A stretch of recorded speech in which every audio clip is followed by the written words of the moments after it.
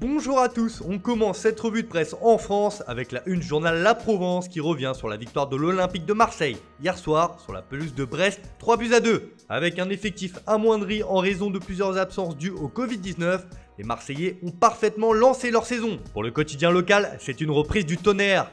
Grâce à un doublé de Caleta et un super Thauvin, auteur du premier but et doublement passeur décisif, l'OM a entamé le championnat de façon très spectaculaire. Pour l'équipe, l'OM s'est tout de même fait peur car les Brestois ont poussé jusqu'au bout, mais la formation d'André Villas-Boas a assuré l'essentiel et attend désormais le retour de plusieurs cadres de l'effectif.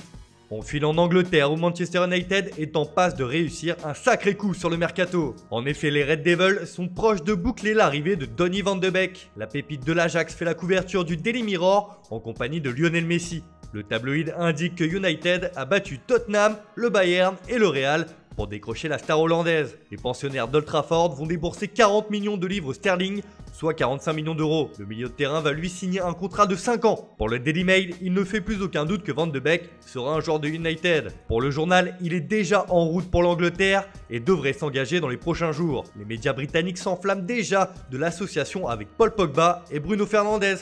On reste outre-Manche où le dossier qui passionne la planète football ces derniers temps concerne le départ de Lionel Messi du FC Barcelone. On le sait, l'Argentin veut quitter le Barça pendant ce mercato et c'est Manchester City qui est en pôle pour recruter l'Argentin. Dans son édition du jour, le Times n'y va pas par 4 chemins et indique sur sa une que Messi se met en grève pour forcer le transfert. Le sextuple Ballon d'Or fera tout son possible pour quitter les Blaugrana et selon le Guardian, le Barça est dans l'impasse et devra se résoudre à laisser partir son numéro 10. Ce matin, le Daily Star va plus loin et rapporte qu'il existe même un accord entre Manchester City et Lionel Messi. Le tabloïd fait référence aux 700 millions d'euros de la clause libératoire du joueur pour l'indemnité de transfert, comme l'a annoncé hier la Ligue espagnole. Pas sûr pour autant que les Sky Blues en arriveront là. Mais pour l'Angleterre, ramener Messi en Première Ligue serait une sacrée prise de guerre. Direction l'Espagne où là aussi, l'affaire Messi fait la une de l'actualité, notamment en Catalogne où les journaux locaux comme Mundo Deportivo suivent avec attention l'évolution du dossier. Le quotidien Pro Barça titre simplement 700 millions d'euros.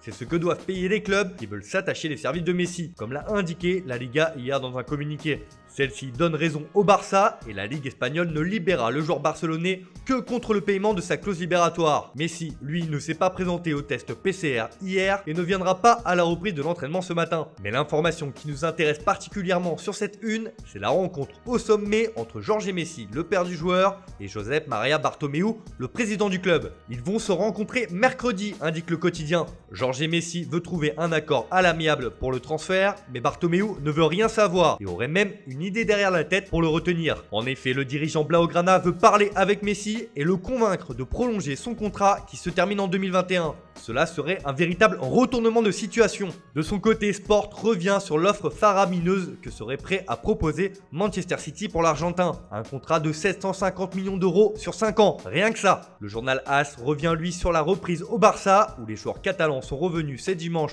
pour passer les tests médicaux.